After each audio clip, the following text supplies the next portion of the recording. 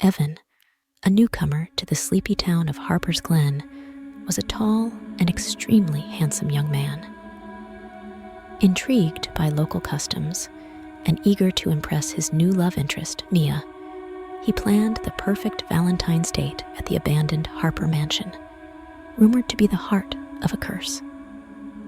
As they entered the mansion, he scoffed at the warning signs, as the mansion seemed to breathe with a life of its own, the air heavy with the scent of decayed bouquets. Ignoring Mia's hesitations, Evan led her through the dimly lit corridors, adorned with portraits that seemed to watch their every move. In the ballroom, under the glow of a chandelier that flickered as if warning them, Evan presented Mia with a necklace, a family heirloom he had found in the mansion, intended as a symbol of his affection. As soon as the necklace clasped around her neck, the atmosphere shifted. The mansion groaned, and a cold wind swept through the room, extinguishing the candles. Maya's eyes darkened, her visage twisting into a grotesque mask of rage. Evan watched in horror as she convulsed, her screams echoing off the walls, morphing into deep, guttural laughs. The legend was true. The necklace was cursed, bound to the mansion's original mistress, who had been murdered out of jealousy on Valentine's Day. With the necklace around Mia's neck, the spirit sought revenge, possessing Mia to enact her wrath on the living. Evan, frozen with fear, witnessed the transformation of his beloved into a vessel of vengeance. Mia, or the entity controlling her, advanced towards him, her movements unnatural as shadows danced around her. In a voice that was not her own, she spoke of betrayal and heartbreak, of a love so strong it transcended death and sought retribution. In a frantic struggle to free Mia from the curse's grip, Evan fought against the force that had overtaken her. The mansion seemed to conspire with the possessed Mia, its halls twisting unnaturally, creating a maze that disoriented him. Shadows clung to Mia like dark tendrils, enhancing her strength, making her almost inhuman. As they reached the top of the grand staircase, the air around them crackled with a malevolent energy. Evan, desperate to save the woman he loved, reached for the necklace once more.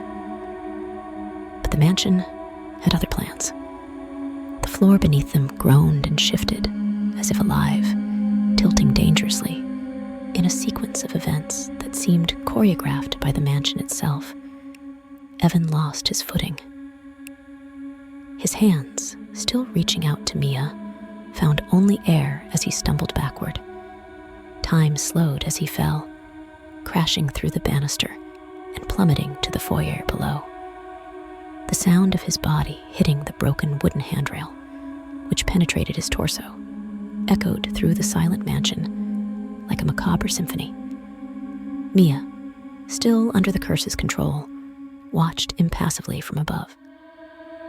Then, with a grace that belied the chaos, she descended the staircase, her steps measured and sure. Standing over Evan's lifeless body, a twisted smirk played on her lips, transformed by the spirit within. She leaned down, her voice a chilling whisper, laced with the promise of vengeance. "This is just the beginning," she hissed, her eyes alight with a sinister gleam. "Every heart that dares to betray will be pierced, just as this mansion has pierced yours." With that, she turned, her figure a shadow against the creeping dawnlight, and walked out of the haunted mansion. The door closed behind her with a definitive thud, leaving the mansion in silence once more, a witness to the horror it had embraced. As Mia vanished into the mist, the town of Harper's Glen remained oblivious to the nightmare that had unfolded within the mansion's walls. But the curse was not satisfied, not truly. Mia, now a vessel for the spirit's wrath, became an avatar of vengeance, haunting those who dared to break a heart. Her presence, a portent of the horror that Valentine's Day in Harper's Glen had come to embody. And so, the legend grew, a story whispered in fear and fascination. A Valentine's Day that turned red, not with the blush of roses, but with the blood of a love cursed to damnation.